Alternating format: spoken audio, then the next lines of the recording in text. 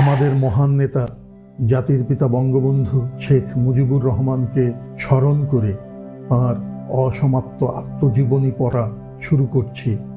যারা তাকে ভালোবাসেন, যারা তার সমালোচনা করেন, অপছন্দ করেন, সকলেরই উচিত এই বইটি পড়া, তাকে জানার জন্য ও বোঝার জন্য।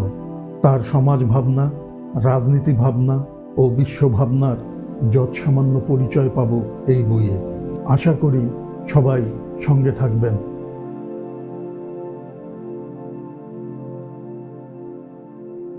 কর্মী সম্মেলনের জন্য খুব তোড়জোড় চলছিল।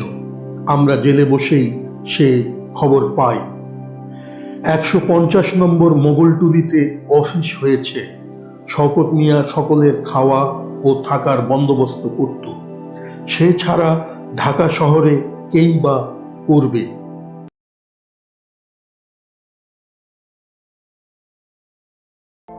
আর একজন ঢাকার পুরানা লীগ কর্মী ইয়ার মোহাম্মদ খান সহযোগিতা করছিলেন। ইয়ার মোহাম্মদ খানের অর্থবল ও জনবল দুই ছিল। অ্যাডভোকেট আতাউর রহমান খান, আলী আমজাদ খান এবং আনোয়ারা খাতুন এমএলএ সহযোগিতা করছিলেন। আমরা সম্মেলনের ফলাফল সম্বন্ধে খুবই চিন্তায় দিন কাটাচ্ছিলাম। আমার সাথে যোগাযোগ করা হয়েছিল আমার মত নেওয়ার জন্য। আমি খবর দিয়েছিলাম, আর মুসলিম লীগের পিছনে ঘুরে লাভ নাই। এই প্রতিষ্ঠান এখন গণবিচ্ছিন্ন সরকারি প্রতিষ্ঠানে পরিণত হয়েছে। এরা আমাদের মুসলিম লীগে নিতে চাইলেও যাওয়া উচিত হবে না, কারণ এরা কোটারি করে ফেলেছে। একে আর জনগণের প্রতিষ্ঠান বলা চলে না। এদের কোনো কর্মপন্থাও নাই। আমাকে আরো জিজ্ঞাসা করা হয়েছিল, আমি ছাত্র প্রতিষ্ঠান করব না রাজনৈতিক প্রতিষ্ঠান গঠন হলে তাতে যোগদান করব। আমি উত্তর পাঠিয়েছিলাম, ছাত্র রাজনীতি আমি আর করব না, রাজনৈতিক প্রতিষ্ঠানই করব। কারণ বিরোধী দল সৃষ্টি করতে না পারলে এদেশে এক নায়কত্ব চলবে। কিছুদিন পূর্বে জনাব কামরুদ্দিন সাহেব গণ আজাদি লীগ নাম দিয়ে একটা প্রতিষ্ঠান করেছিলেন, কিন্তু তা কাগজপত্রেই শেষ। যা হোক, কোথাও হল বা জায়গা না পেয়ে শেষ পর্যন্ত হুমায়ুন সাহেবের রোজ গার্ডেন বাড়িতে সম্মেলনের কাজ শুরু হয়েছিল।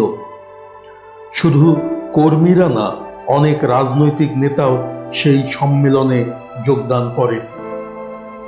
শেরে বাংলা একে ফজলুল হক, মাওলানা আব্দুল হামিদ খান ভাসানী, আল্লামা মাওলানা রাগিব আহসান, এমএলএদের ভেতর থেকে জনাব খয়রাত হোসেন, বেগম আনোয়ারা খাতুন, আলী আহমদ খান ও হাবিবুর রহমান চৌধুরী ওরফে ধনু মিয়া এবং বিভিন্ন জেলার অনেক প্রবীণ নেতাও যোগদান করেছিলেন।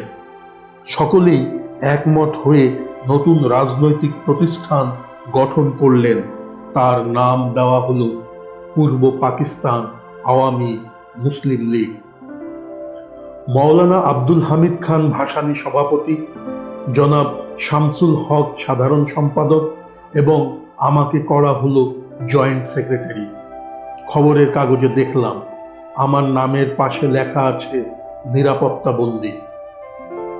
আমি মনে করেছিলাম পাকিস্তান হয়ে গেছে, সাম্প্রদায়িক রাজনৈতিক প্রতিষ্ঠানের দরকার নাই। একটা অসাম্প্রদায়িক রাজনৈতিক প্রতিষ্ঠান হবে যার একটা সুষ্ঠু ম্যানিফেস্টো থাকবে।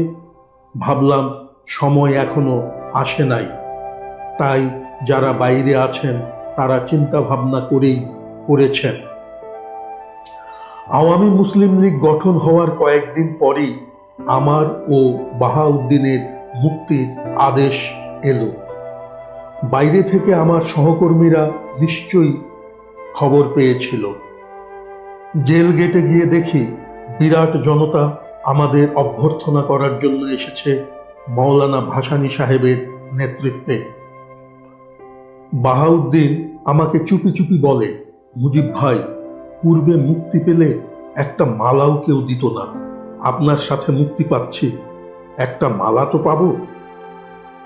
আমি হেসে দিয়ে বললাম, আর কেউ না দিলে তোমাকে আমি মালা পরিয়ে দিতাম। জেল গেট থেকে বের হয়ে দেখি আমার আব্বাও উপস্থিত। তিনি আমাকে দেখবার জন্য বাড়ি থেকে এসেছেন। আমি আব্বাকে সালাম করে ভাসানী সাহেবের দিকে এগিয়ে গিয়ে তাকেও সালাম করলাম। সাথে সাথে আওয়ামী মুসলিম লীগ জিন্দাবাদ, ছাত্রলীগ জিন্দাবাদ ধ্বনি উঠল।